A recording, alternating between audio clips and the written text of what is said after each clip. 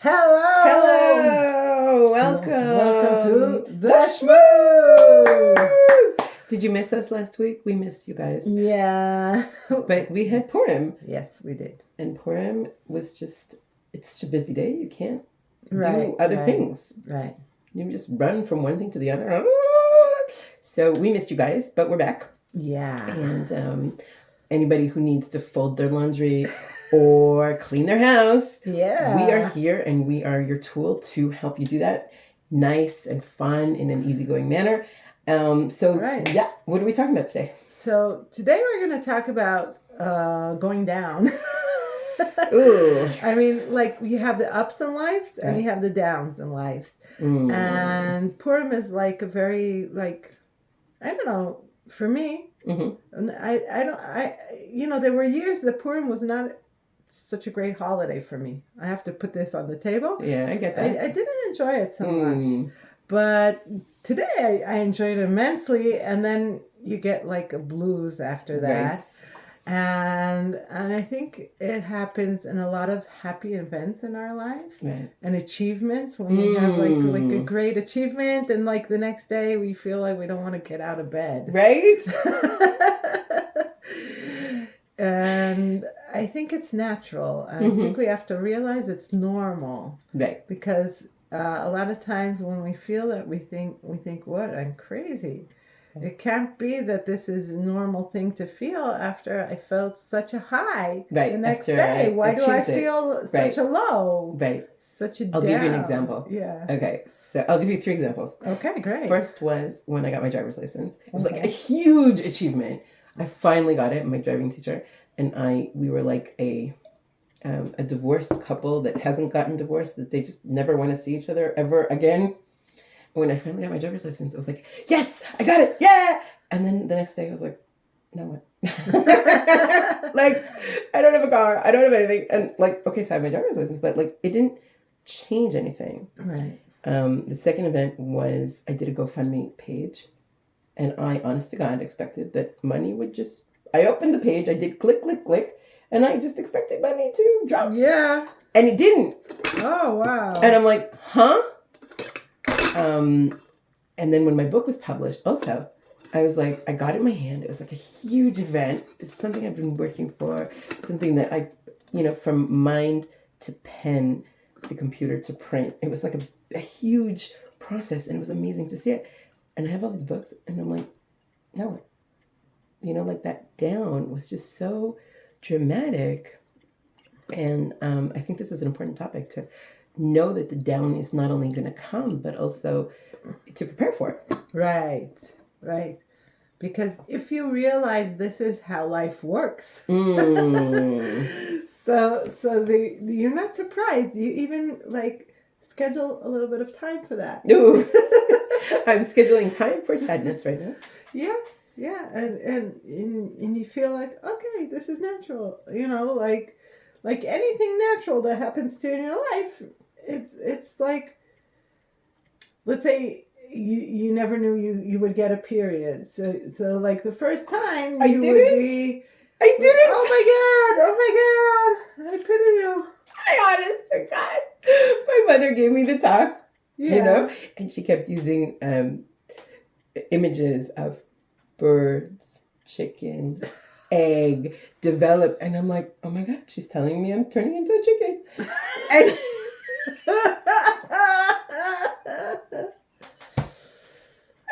I got my period. I was like, oh my God, I'm turning into, like, I see, what I see. And I'm like, oh my God, I'm turning into a chicken.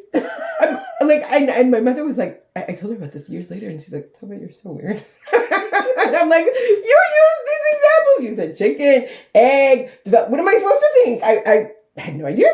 Yeah. So so if you don't know that that's going to happen, and it's going to happen once a month. Every month for the next 20, 30, 40, 50 years.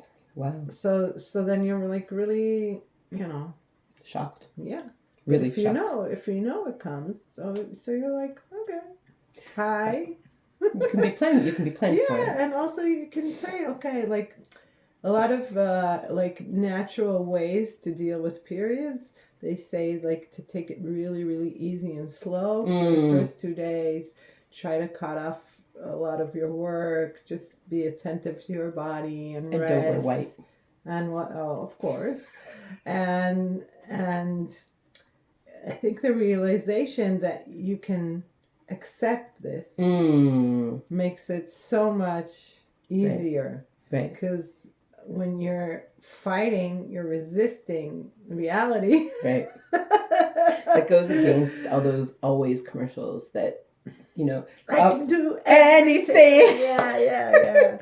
like you're looking at her, she's wearing white, she's doing gymnastics, and you're going, liar, pants on fire.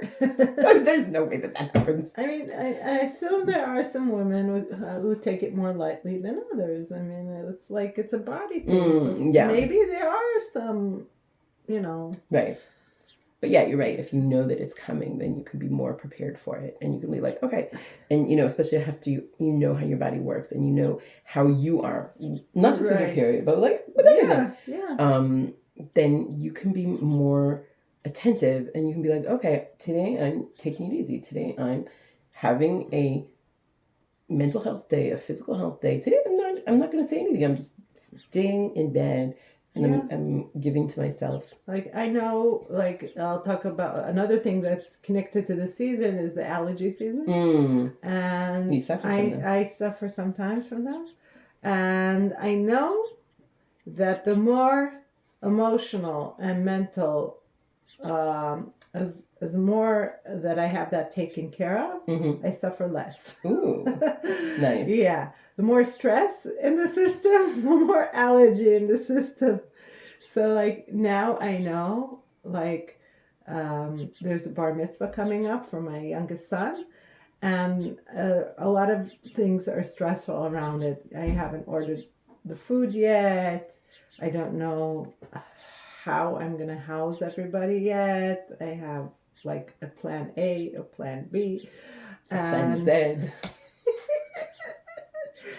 And I know that, like, as soon as, like, major issues are done, I'm going to be more calm. Ooh, okay. But my challenge is to be calm about it now. Starting now. Right. That, you know, with the insecurities, with not knowing the answers, you know, so that's the big challenge. Right. And I think that's where it you is let possible God into your life and just say, let God and let go. Yeah, you can do a better job of running my life.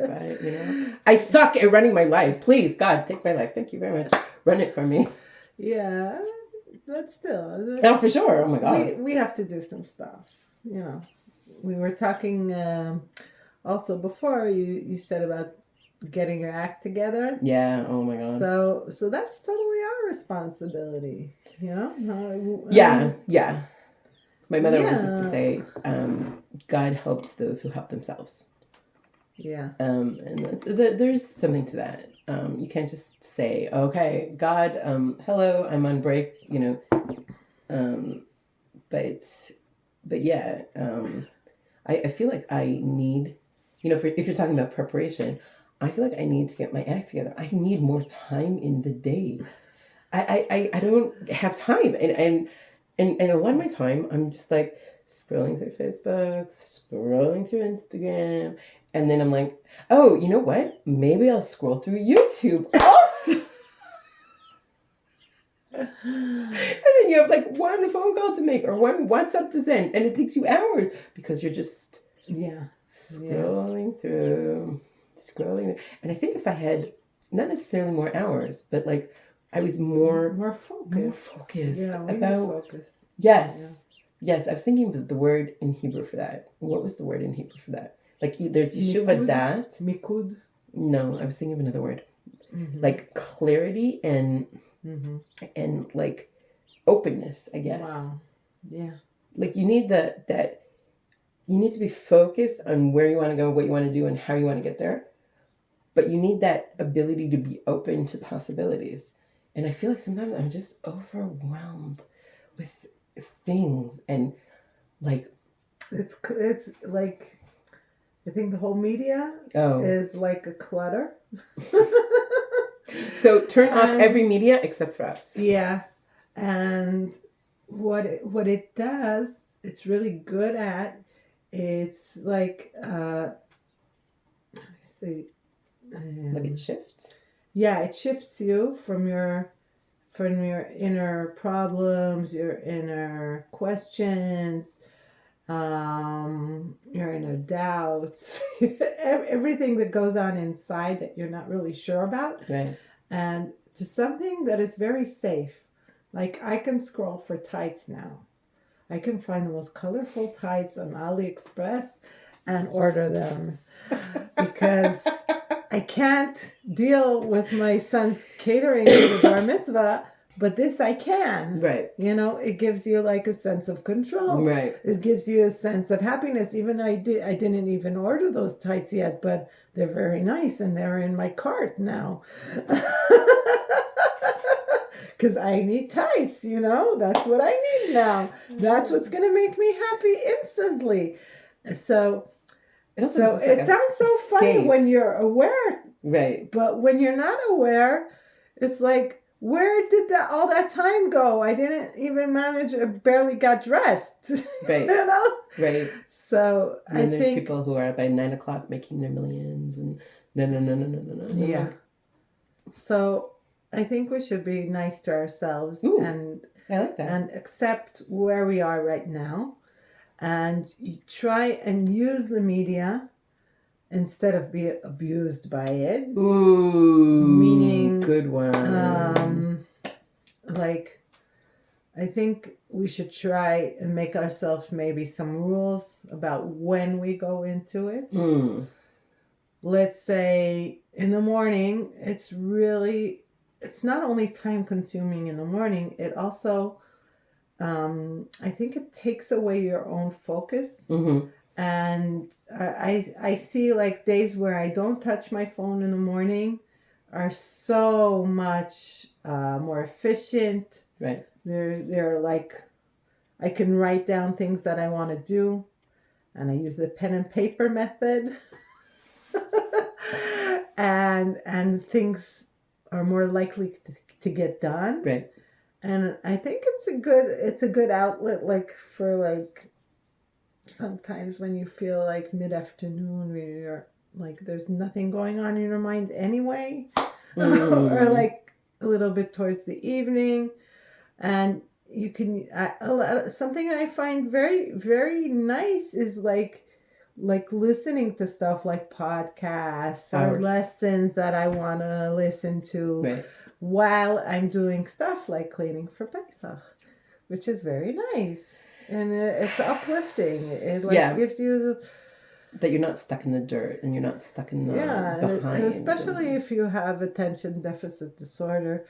So it's really weird. Like I found that it seems contrary. Okay. When I am talking and somebody chatters like around me, I lose my train of thought. Mm-hmm. But when I'm doing something with my hands, yes, and somebody's talking, yes, it enhances my productivity. Totally. And I saw it with my kids. They play music while they're doing homework, and I'm like, "How can you do that?" And say, "Ema, it helps me." Right. Totally. As a kid, my teachers wanted my notebooks to be nice and clean, and I was always doodling, always. And they're like, "Look at your notebook. It looks disgusting." But it helped me, and I didn't realize that until, like I embroider, and I used to be like, I'm still a very impatient person. When's the bus coming? When's this guy? And when so I'm embroidering, and like I'm doing what I can, but I'm not like stressed, and also like when I'm listening to somebody, I'm a lot more able to listen to somebody when I embroider, when my hands are busy, like you said. I can't go to Shurim on Shabbat for that reason. Wow. For that reason, because I like what's her name, Michal, she gives a great share. I can't go to it because it's listening to her for 45 minutes of talking, and there's a limit to how much I can eat. Sorry. So I don't go. It's a good share, but I don't go. Yeah, so you have a hack for cleaning for Pesach. And I want to give another hack. Oh, I had a hack? Yeah. What did I have? That's what we said. Put on our podcast. And okay. Yeah. Okay. That's a hack. Totally. Yeah. Totally. Okay. Another thing is make a list. Okay? You'll make a list of everything that needs to be done for Pesach and do 2 levels of the list. One is the kosher for Pesach list. Mm. And the other one is the spring cleaning list. Which it means that the spring cleaning list doesn't have to happen if you don't want it to. Right. Okay? And focus on the whatever one you want to focus, but I recommend the kosher for Pesach one. There's I'm not saying spring cleaning is not important. There is a part of our soul that really needs to get rid of stuff that we don't need anymore. Okay? So that's a nice thing to do for yourself. If you do it as something like that I'm doing a nice things toward myself, not because I have to, not because it's a mitzvah, because it's not a mitzvah. You can do the spring cleaning after Pesach. Summertime, August, when the kids are going crazy. Yeah, there are many times you could do it, but if you feel that you want to do it for yourself as something, as giving to yourself, then it's nice, okay? And then put it somewhere and just ignore it. Why do I say do the list and then ignore it? You do the list to take it from your mind to the paper. And you say, I have a list, it's somewhere, okay? Right. And then how I go about cleaning is like each time I look at something and say, wow, this really needs cleaning. And I clean it. Maybe it's one shelf in the fridge that looks disgusting by now. And I just feel like cleaning. I'll probably go over it again to make it kosher for Pesach. Right. Or like my vitamins. So I finally did it this week. And it didn't take a lot of time. It's maybe 5 minutes just to get rid of the things that are outdated and the things that I never use and they belong to my daughter. And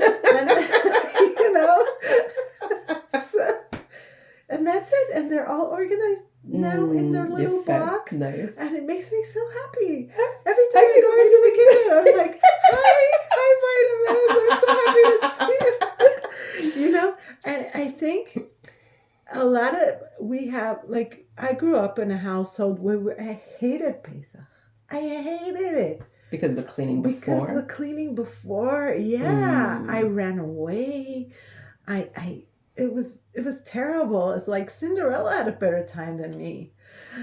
We were scrubbing tiles. We were like slaves. It was terrible. It was so bad. In my experience, I don't know, maybe because it's the sensitive person that I am, but it was like, I hated Pesach. And it seemed to me so hypocrite.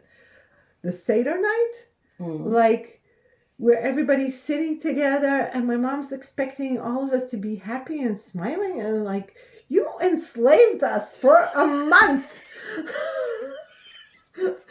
And now you want us happy and cheerful? What? Oh my God, I hope my kids don't look at me like that. Oh my God. But I'm sure she didn't mean it. I'm thinking about, this is how she knew Pesach is done. Right. There was no separation between spring cleaning or disinfecting, or I don't know what we did to the house. We scrubbed the walls. I think of what I do to my kids, and I do that too. And she didn't know that. Right. That's what she got from her mom, and maybe a few generations before, somewhere it got mixed up. Mm-hmm. And when I was very early on in my marriage, there was a talk show on the radio, and I went on the talk show with all my pain and sorrow and grudges against Pesach, and I was like almost crying, and I said, how could it be that it's a holiday when we find ourselves enslaved and working so hard And then the guy said, dust isn't chametz, and the woman is not a korban Pesach. She's not a sacrifice for Pesach. And I'm like, what? And the Rav Aviner, who was on the talk show as well, said, if you only make sure you don't have chametz, you can probably get it all over within 2 days. Right. And I'm like, wow. And I was like enlightened. And I was like, whoa. Oh, this is so possible. Okay. So for me, it took some time to integrate this new system because it like runs in your veins what you got at home. Totally. But slowly but surely, I'm getting there. Nice. And I think really the more we do it sanely, the more on Seder night, we can have like such a great time. Yeah. And gradually, I really think it's so important we're doing this podcast today because if you start today doing little things, you'll get there. Right. And you'll get there and happy. And I could tell you like 13 years ago. Okay. When you were giving birth. Before I gave birth. So I had really serious back troubles during the pregnancy. I was sort of like a disc in my back went off. And I was like, I have to give birth towards Pesach. What am I going to do? And back then I took a course in organizing the house and stuff like that. And she said, me'at ve'le'at. A little bit each time and take it slowly. I like that. And so what I did, I think I started around 2 Bishvat or something. But each time I did a little portion for Pesach. And I couldn't even do more than that because of my back pains. And I wound up a week before Pesach. My whole house is already kosher for Pesach. And I took daily trips with my kids to do shopping with them. And love it. And it was so much fun. It was just so much fun. And I even got myself a set of earrings and a dress that I wore at the bris. Beautiful. And it's possible. I'm not Mary Poppins. It's possible. But I think the attitude that we go about is more important than how our house looks for Pesach. Totally. I'll tell you, I think we've gotten my ideal Pesach. Yeah. To close the house. Ooh. And go to Sinai. Nice. Sit on the beach. Do Pesach on, you have like a mini caravan, what do they call it? Those caravans on wheels. Yeah. A trailer or whatever. Yeah. And you just drive down to Sinai, you sit on the beach, and you have Seder there. When God took us out of Pesach, of Mitzrayim, I don't think that he envisioned to be such a major hassle. It wasn't. If you think about it, we left Egypt, take whatever you can on your back, and shalom, get out. It wasn't, and the food, and turning over, and this, and that. Just close the house. Sit on the beach for the entire week. Shalom. It makes me crazy. Like, all of this nuttiness that goes on. It's not about, you talked about cleaning your house, but I'm looking more about, like, the products that you have to buy. You have to buy all new products. And you have to go crazy, covering your countertops, and you have to go crazy doing this. I don't cover my countertops. No. What? No. What? No. You don't cover your countertops? I pour boiling water, and after I pour very nice amounts of chlorine. Really? Yeah, it's kosher. So this is the difference between Ashkenazim and Sephardim. I stopped covering them. Nice, beautiful. I think maybe even last year. I don't know. Wow. But so this is not something that my husband would ever go along with. So I'll tell you what to cover it with. Okay. I'm listening. There's like a clear tablecloth that's like the heavy plastic. Yeah. Yeah. So try to find one that has like some kind of a square design on it, a print. Okay. And then it's like easier also to cut and keep it straight. And Nice. it's much easier than foil or I any think we do other stuff. What do foil. you do? What do you cover it with? I think PVC. Some people do with PVC, but it stinks. we do like those Uh, disposable tablecloths because yeah. then you just Yeah. and then So you're done. we do the But just one. like the going nuts, Yeah. it's so like my husband and I we used to get into a fight every time we went Pesach shopping, and I would be with a migraine the size of California because you have to inspect and you have to do this. And there were times when we would get to the aisle and we would not be talking to each other because, die, go away. Like, and he would say the same thing. He's like, Tova, this is how it's done. And I'm going, it's just become so complicated. And I don't like things being complicated. So let's close the house and go to the beach for the entire week. Sit on Sinai. We have to try this. We have to try this. Maybe next year. You sit on Sinai. Like you crossed Sinai anyways, like Yam Suf, the Red Sea. So you sit there anyways, and you wait for the seventh day. Bye, zo. You don't move. We still have to cook, probably. Do see a pashut. I mean, I'm talking about me, right? This is my dream, but it's not going to happen because we do things the way we've done things for 1,000,001 years. But if we're talking about like cleaning, spring cleaning, like I look at it and I say I am not the best cleaner at the best of times. So I look at it and I say, you know what? We're cleaning for Pesach anyways, so let's just do everything. Because I told the kids, I said we started with the room yesterday. I said, guys, this is not Pesach. All the dirt that's come and all the dust and all the stuff, it's not for Pesach. But if we're already doing it, you should go into Pesach with a nice feeling that everything is nice and sparkling clean. And I think it's the attitude, not necessarily what you do. Like you said, the attitude that, if you're screaming at your kids, then whoa, no, take a chill pill, chick. But and it's something that you have that lachatz, you have that finish line, that deadline that you have to get to, and you're gonna get to it. It's just a question of in what state. Are you actually going to arrive at Pesach when you're a slave? As a slave, like you've worked so hard that you can't even enjoy Seder. Yeah. Another hack. If you have little kids at home, my recommendation is turn your kitchen over as soon as possible. And eat kosher for Pesach for another week or so. It's great. The kids, they are not able to distinguish between chametz and kosher for Pesach. So if they run around with food in the house, it better be kosher for Pesach food.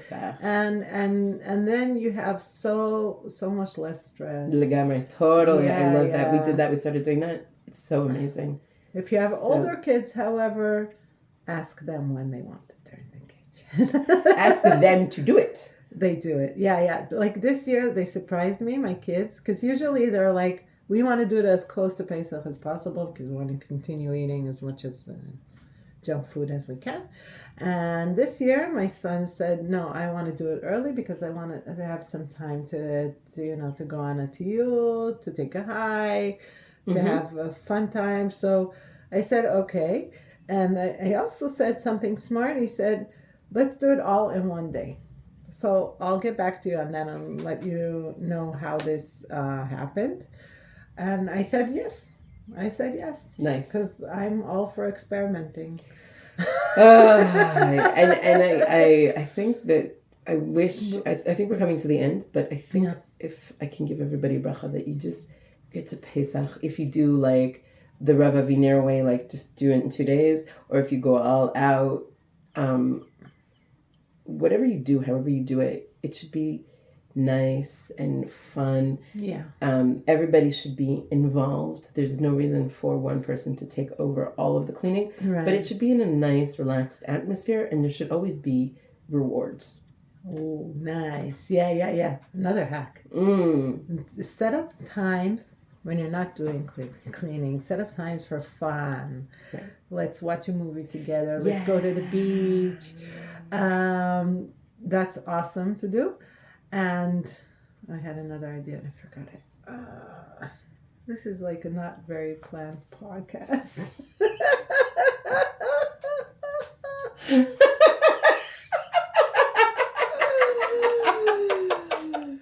When do we plan a podcast? No, When? sometimes we write notes and we're more like concise. Okay. So I'll remember maybe next time. You were talking about cleaning. I said rewards, and then you said do have times where you don't want to, where you're not doing anything, watch a movie, go to the beach. Oh, now I remember it. Thank you. Okay. Also for yourself. Make time for yourself. Ooh, love it. What does that mean? Maybe like listen to a lesson about Pesach, something spiritual that will uplift you, that will prepare you You are so spiritual. for the holiday. Don't just be in the realm of clean. I was thinking, you're thinking like prepare yourself spiritually for Pesach. I was thinking like facial manicure. Also, definitely do that. Yeah. And come to Pesach as a real queen. As a queen, yes. Yeah. I love how Yemima Mizrahi says, wear white. Have you heard her say that? She says, wear white for Pesach because that's how queens dress. Wow. And I'm thinking about this and I'm like, okay, very nice. You might be onto something here, chick. But like, I'm drinking 4 cups of wine. Yeah. And my kids are drinking 4 cups of wine. And so white, might be a nice queenly option, but it's not so practical. But it cleans well. It cleans well. You hope it cleans well. Yeah, I think it cleans well. Okay. I look like a ghost in white most of the time, but I love white. I really love it. So I have to see if I think I might have even have something in white. There you go. Wear it. I have to check. Okay, so this has been the Ladies in White. Hopefully we'll do this next week as well. Yes, brighter.sh. And sometime we're going to take a break. And until the next episode. Yeah, Elle has to have a bar mitzvah. Until the next season. I think we're going to open a new season. Really? We're going to open up a new season? Okay. Yeah. And follow us. So like us if you haven't had an opportunity to do that yet. Ring the bell so you get a notice every time there's a new shmooze. And please do us a favor. Let other people know about this. And if you are in Israel, you're warmly invited to check out my website, mabsuta.co.il. And there is a workshop that I'm giving next week on the beach. And we're going to do cleaning of the heart for Pesach by the beach with writing, with a little bit of dancing, a little bit of drawing, a little of NLP. Fun. Like, it's going to be fun and it's going to be deep. So next Wednesday. And you can find all the details about that on my website. It's called Mabsuta Bayam. And you're very, very invited to come. Also, if you have another Pesach hack, we'd love to hear from you. Oh, yeah. Let us know. We're not perfect. I'm sure that I will be screaming at my children. Of course. Me too. So if you have a Pesach hack, we'd love to hear from you. And let us know what your best cleaning hacks are, your best Pesach hacks are. And we will see you next week. Yeah. The Shmooze.